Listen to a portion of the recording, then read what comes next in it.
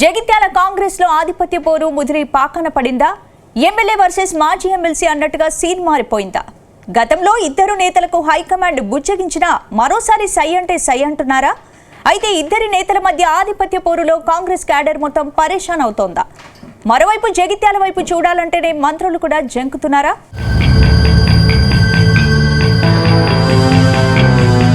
జగిత్యాల జిల్లాలో పాలిటిక్స్ మరోసారి హీట్ ఎక్కాయి.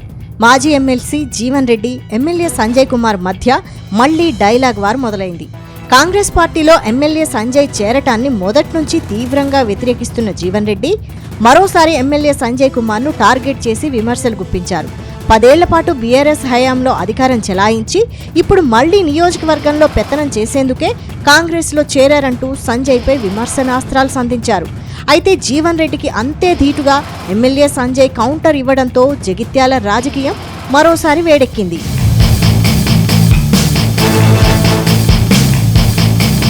గత అసెంబ్లీ ఎన్నికల్లో జగిత్యాల నుంచి డాక్టర్ సంజయ్ మరోసారి ఎమ్మెల్యేగా గెలిచారు. బీఆర్ఎస్ పార్టీ నుంచి ఎమ్మెల్యేగా విజయం సాధించిన ఆయన రాష్ట్రంలో కాంగ్రెస్ పార్టీ అధికారంలోకి రావడంతో పార్టీ మారారు. సీఎం రేవంత్ రెడ్డి సమక్షంలో అధికార పార్టీలో చేరిపోయారు. అప్పట్లో డాక్టర్ సంజయ్ చేరికను జీవన్ రెడ్డి తీవ్రంగా వ్యతిరేకించారు. తన ఇలాఖాలో ఎమ్మెల్యే సంజయ్ను ఎలా చేర్చుకుంటారంటూ పార్టీ పెద్దలను నిలదీశారు. ఒకానొక దశలో పార్టీ నుంచి బయటకు వెళ్లిపోతానంటూ హైకమాండ్ పెద్దలకు వార్నింగ్ ఇచ్చారు. చివరకు పార్టీ నేతలు రంగంలోకి దిగి సర్ది చెప్పడంతో వెనక్కి తగ్గారు. కానీ కొద్ది రోజులుగా మాత్రం ఇద్దరి మధ్య ఆధిపత్య పోరు కొనసాగుతూనే ఉంది. అయితే జగిత్యాలలో డాక్టర్ సంజయ్ పోరు తట్టుకోలేక జీవన్ రెడ్డి పార్టీ మారేందుకు కూడా రెడీ అయినట్టు ప్రచారం జరిగింది. ఈ క్రమంలోనే డాక్టర్ సంజయ్ను జీవన్ రెడ్డి మళ్లీ టార్గెట్ చేశారు. ఎమ్మెల్యే సంజయ్ కుమార్ను ఉద్దేశించి ఆయన కాంగ్రెస్లో ఉన్న విషయం తెలియదన్నారు. ఆయన ఇండిపెండెంట్ ఎమ్మెల్యే అంటూ బాంబు పేల్చారు.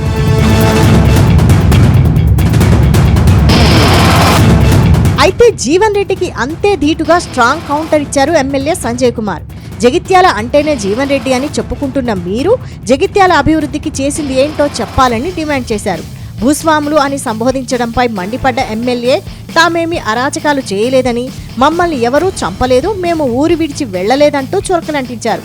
5 సార్లు ఎమ్మెల్యే, 3 సార్లు ఎంపీగా ఓటమి పాలైన ఆయన తనపై విమర్శలు గుప్పించడం విడ్డూరంగా ఉందంటూ సెటైర్లు వేశారు.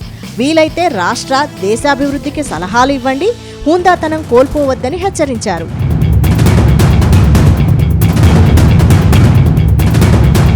అయితే కొద్ది రోజులుగా జీవన్ రెడ్డిలో తీవ్ర అసహనం కనిపిస్తోందనే టాక్ ఉంది. కాంగ్రెస్ పార్టీలో తనకు తగిన ప్రాధాన్యత ఇవ్వడం లేదని ఆయన తెగ ఫీల్ అవుతున్నారట. అందుకే ఇలా తన అసంతృప్తిని వెళ్లగక్కుతున్నట్టు ప్రచారం జరుగుతోంది. ఇటీవల జగిత్యాల జిల్లాకు వచ్చిన మంత్రి పొంగులేటి శ్రీనివాసరెడ్డికి చేదు అనుభవం ఎదురైంది.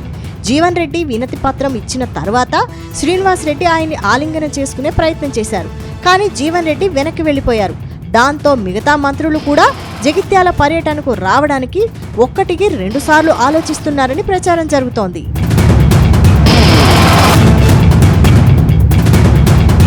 మొత్తం మీద జగిత్యాల కాంగ్రెస్ లో రోజుకు విభేదాలు పెరుగుతున్నాయి. కానీ హైకమాండ్ మాత్రం ఈ విషయంలో మౌనం పాటిస్తోంది. ఇప్పటి వరకు పార్టీ మారిన సంజయ్ కుమార్కి ఈ వ్యవహారాలన్నీ తలనొప్పిగా మారుతున్నాయట.